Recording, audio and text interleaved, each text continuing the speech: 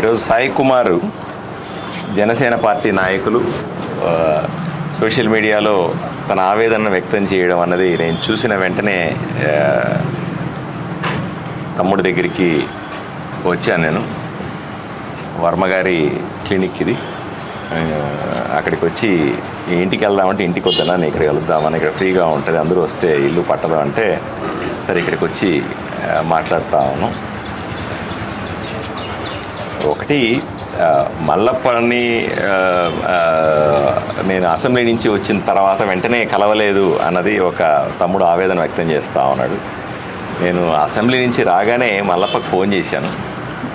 Phone చేస్తే ఆయన బెంగళూరులో ఉన్నాను, ఆరోగ్యం బాగలేదు, సమయం పడుతుందన్నారు, 2 రోజుల తర్వాత వస్తానని రాలేదు. మళ్ళీ ఇంకా ఆయన ఊర్లోకి రాలేదు కాబట్టి కలవలేకపోయినా, అంతే తప్ప మల్లప్ప గారిని, ఎందుకంటే రోజు సోషల్ మీడియాలో జన సైనికులందరూ చూస్తూ ఉన్నారు.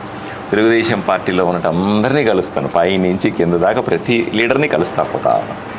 సో తర్వాత అదే సందర్భంలో బీజేపీ వాళ్ళందరినీ కలుస్తా ఉన్నాను, ఊర్లో అన్ని సమస్యల మీద అందరినీ కలుస్తా ఉన్నాను.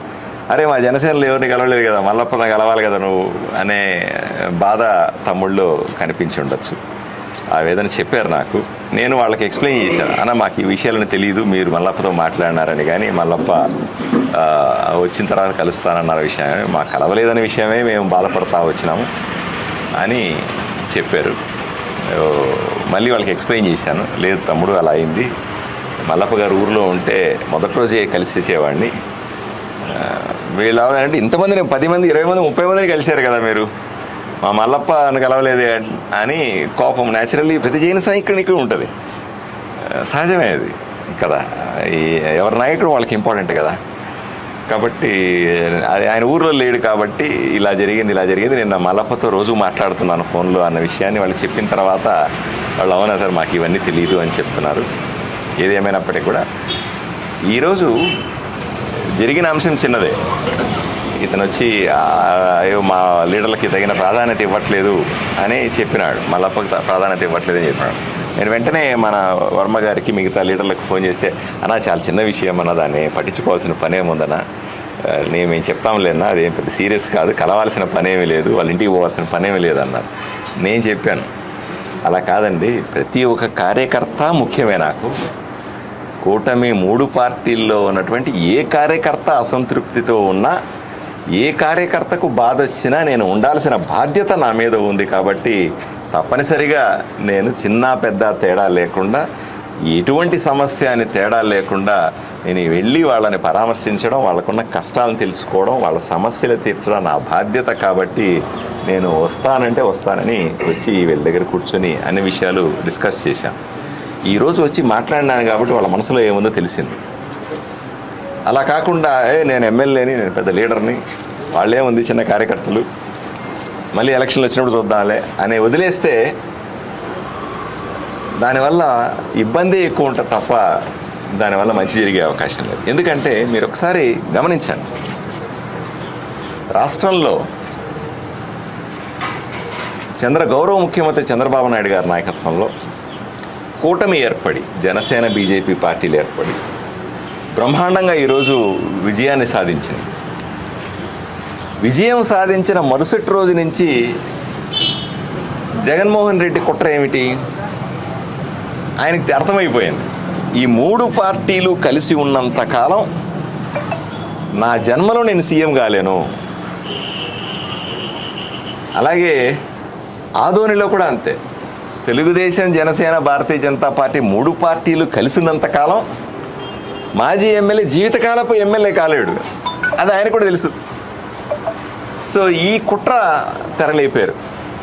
రాష్ట్రంలో ఎవరో ఒకరిని, మొన్న అంబటి రాంబాబు అనేటువంటి ఒక దుర్మార్గమైనటువంటి మాజీ మంత్రిని అరెస్ట్ చేస్తే అదేదో కాపు సమస్యగా మార్చి కాపులందరినీ రెచ్చగొట్టి తీసుకొచ్చి పవన్ కళ్యాణ్ గారి మీద ఉసిగొల్పే ప్రయత్నం.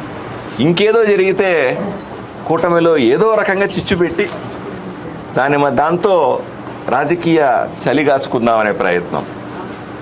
ఇట్లాంటి ప్రయత్నాలు పైన జగన్మోహన్ రెడ్డి చేస్తూ ఉంటే ఆదోనికి వచ్చేసరికి ఆ మాజీ ఎమ్మెల్యేనో సాయిప్రసాద్ రెడ్డో లేకపోతే వైఎస్ఆర్సీపీకి సంబంధించిన ఎమ్మెల్యేలో ఇక్కడ కుట్రలు, అదే కుట్ర ఇక్కడ రిపీట్. ఏదో నాయకుడిని పట్టుకునేది, వాడి మెదడు తినేది, మీ మల్లప్పకి ఇంపార్టెన్స్ ఇవ్వట్లేదు, లేదా మీ లీడర్కి అని జనసేన వాళ్ళకి చెప్పేది, లేదా నీకు ఆ పని చేసి పెట్టలేదు, ఈ పని చేసి నేను చేసి పెట్టేవాడిని అని చెప్పేది, లేదా తెలుగుదేశం పార్టీ వాళ్ళు కలిసేది, మీకు అసలు ఏమి పవరే లేకుండా పోయింది, అది అని వాళ్ళు రెచ్చగొట్టేది, వాళ్ళని నా మీద ఉసిగొలిపేది. ఏదో రకంగా వీళ్ళకి వైసీపీ పార్టీకి ఆదోళనలో కావాల్సింది ఏంది? 3 పార్టీల మధ్య చిచ్చు పెట్టి తమ రాజకీయ పబ్బాన్ని గడుపుకోవాలనేటువంటి కుట్ర, దురాలోచన, తప్పుడు ఆలోచన విధానం. దీన్ని ఛేదిస్తాం. ఇది ఈరోజు కీలకమైన విషయం. అంతా బాగుంది, ఊరు అభివృద్ధి చెందుతూ ఉంది, ఊర్లో ప్రజలు బాగున్నారు, అందరూ సంతోషంగా ఉన్నారు.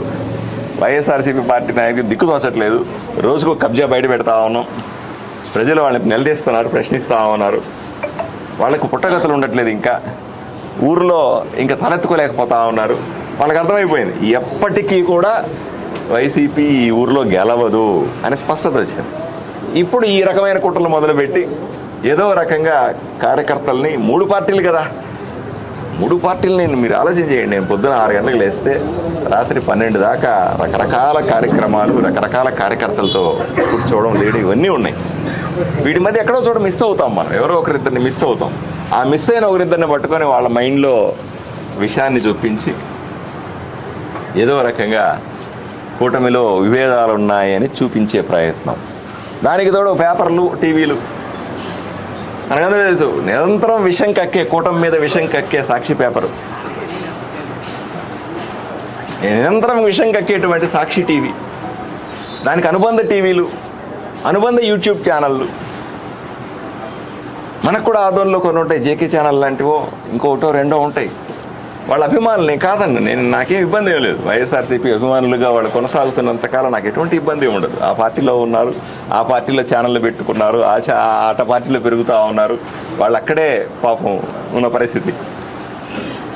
అయినప్పటికీ కూడా వాళ్ళకి మనసు ఆగట్లేదు. ఏదో రకంగా ఎవరినో ఒకరిని రెచ్చగొట్టి, ఏదో రకంగా వాళ్ళని మభ్యపెట్టి, ఏదో లీడర్ దగ్గర మాట్లాడించి గొడవలు పెట్టినట్టుగా చూపించాలనే ప్రయత్నం నిరంతరం చేస్తూ ఉంటాం.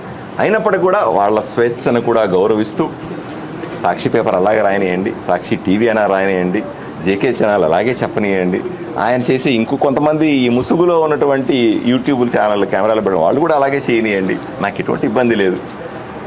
మా కార్యకర్తలు నేను కాపాడుకుంటాను, మా కార్యకర్తలకు అర్థమయ్యేలాగే చెప్పుకుంటాను. నేను ఇంకా కొంచెం కష్టపడతాను, కూటమిని ఒకటిగా పెడతాను. రాబోయే 20 ఏళ్ల పాటు రాష్ట్రంలో ఎట్టి పరిస్థితుల్లో కూడా జగన్మోహన్ రెడ్డి ముఖ్యమంత్రి కానివ్వం, ఆదోనిలో ఎట్టి పరిస్థితుల్లో కూడా రాబోయే 25 ఏళ్ళు నేనే ఎమ్మెల్యేగా ఉండి వైఎస్ఆర్సీపీ పార్టీని రానివ్వమనే కంకణం కట్టుకున్నటువంటి సైనికులను తయారు చేసుకొని భవిష్యత్తును ఆదోనిని నిర్మించుకుంటామనే ధైర్యాన్ని మీ ముందు తెలియజేస్తాము.